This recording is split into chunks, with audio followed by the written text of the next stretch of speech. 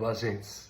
Logo mais eu vou ter a internet completinha e a gente volta a produzir melhor os vídeos, mas eu estava estudando a vida de uma biografia que eu queria falar, junto com outras tantas que representam a mesma lógica, né? Esse é o caso de Antão, confundido como Antônio, Santo Antão, depois pela Igreja Católica, né? E para não ser confundido com Santo Antônio depois da Idade Média, Antão, que viveu ali do século III ao século IV depois de Cristo, entre os anos 250 e 350, mais ou menos depois de Cristo. Então, ele viveu 105 anos, 251 a 356 depois de Cristo. É considerado o primeiro eremita, o primeiro monge, né? Aqueles que optaram no deserto, nasceu no norte do Egito, a viver isolado, né? A fim de buscar o autoconhecimento, né? A vida interior, né?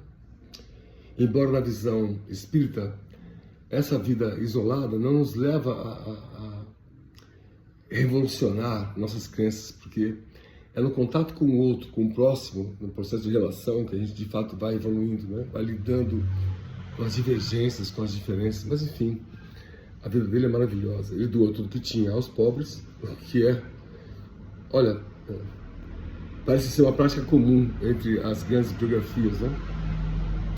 Tem outras que eu fui anotando aqui que também eu não conhecia, eu fui anotando, né, doou tudo aos pobres e depois foi caminhando e tal. Poxa vida, parece ser uma realidade a pessoa se desfazer dos bens materiais, né, e viver com o mínimo possível para a vida material, a fim de dedicar a sua vida consciencial à vida espiritual, né, à vida mais ligada com Deus.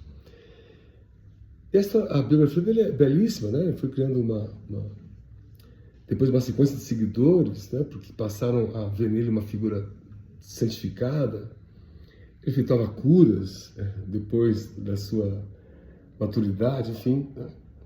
E lá, depois da Idade Média, resgataram, a Igreja Católica resgatou ele, né, essa lógica da biografia dele para criar as suas ordens e tal. Mas o que eu quero chamar a atenção aqui é um ponto muito específico. Olha que interessante.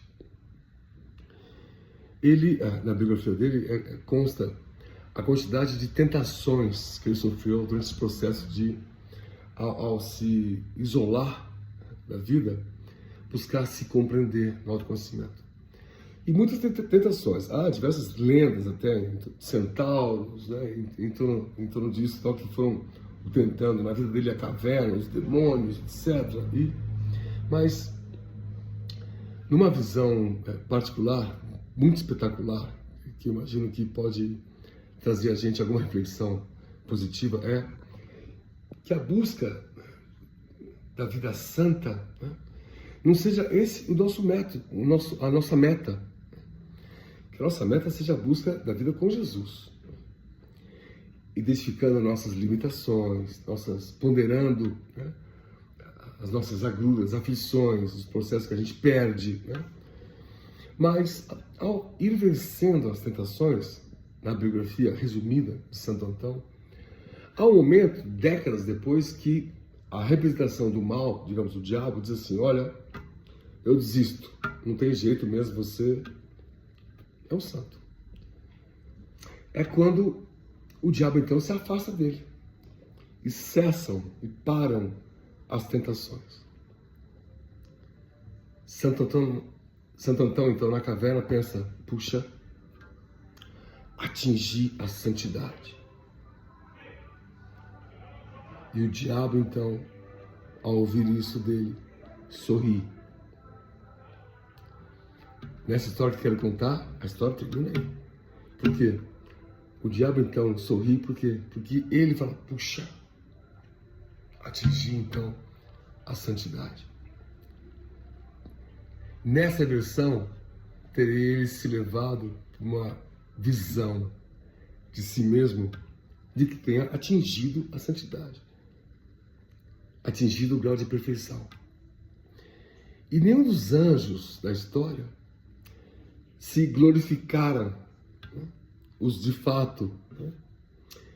Ele só, Santo Antão, atingiu a angelitude quando percebesse, né, que a sua meta não fosse a santidade em si, ser um santo em si. fosse o serviço em si com o outro, né?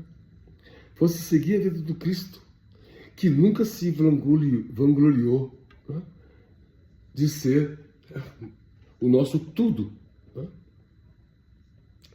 Embora eu tenha dito aqui e acolá de que ele era o Filho do Pai, o fazia com a prerrogativa de que ele era de fato, o Filho do Pai que cuida como pastor desse grande rebanho do qual nós somos ovelhas, tentando ficar à sua direita, né?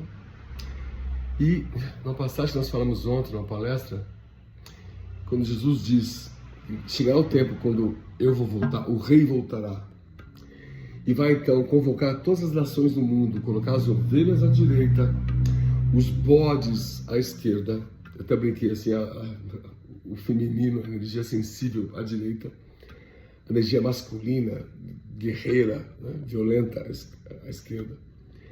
E ele teria dito então aos da direita: olha, bem-aventurados são vocês, né, porque deram comida a quem tinha fome, deram água a quem tinha sede, deram abrigo a um estrangeiro, né? E assim Jesus segue dizendo o que eles fizeram de bom. E interessante e maravilhoso é que eles então perguntaram: mestre, esses que estavam à direita, as ovelhas, mas eu não te dei água, eu não te dei comida, eu não te dei abrigo, eu não fui te visitar no hospital quando você estava doente, que é uma das frases de Jesus, eu não fui te ver na prisão quando você estava preso, também é uma das frases de Jesus, mostrando que o que eles fizeram, não fizeram pensando em fazer por Jesus. E Jesus então diz: o que fizestes ao menor dos seres é a mim que fizeram. E os da esquerda, né, que alguns ou muitos, né, fizeram buscando uma santidade, né?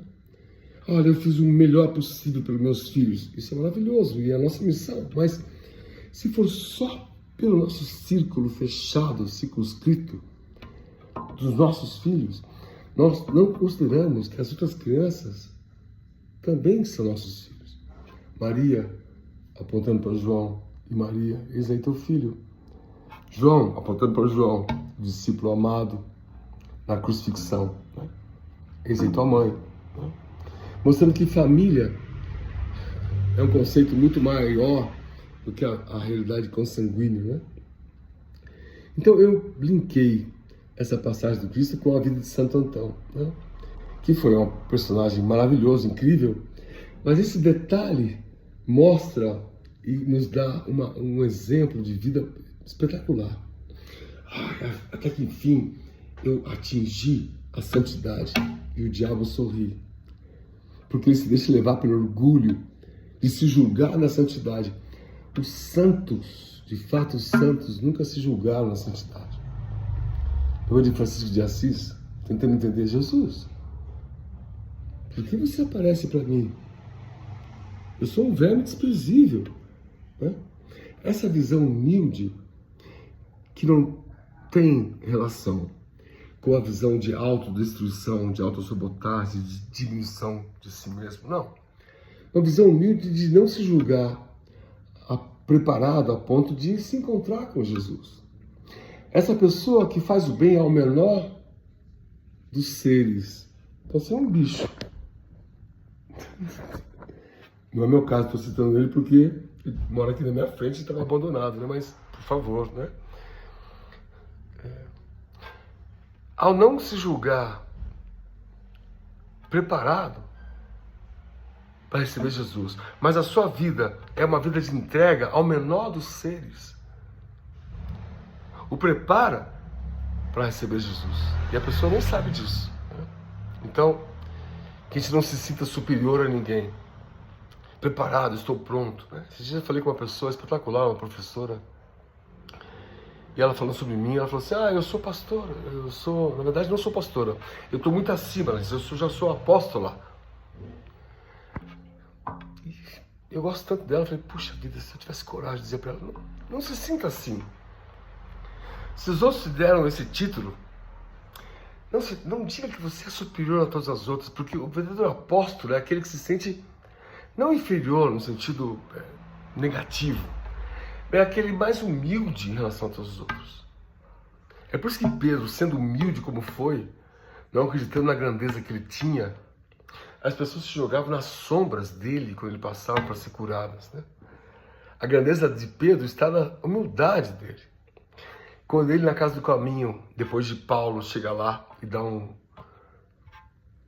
pito, né, nele em Tiago menor, fala, olha, vocês estão separando os judeus conversos ao cristianismo, almoçando numa mesa, dos gentios conversos, almoçando noutra separada, como se houvesse um nível hierárquico de quem é melhor do que o outro.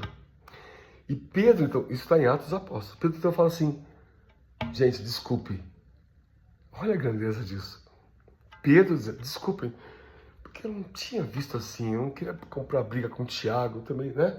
Mas de fato, somos todos iguais perante Deus, todos iguais perante Deus. E a santidade não está na quantidade de tentações que você vence, né? Está no fato de, ao vencer as tentações, você não se sentir o máximo. Legal isso, né? Santo Antão, isso é demais, velho.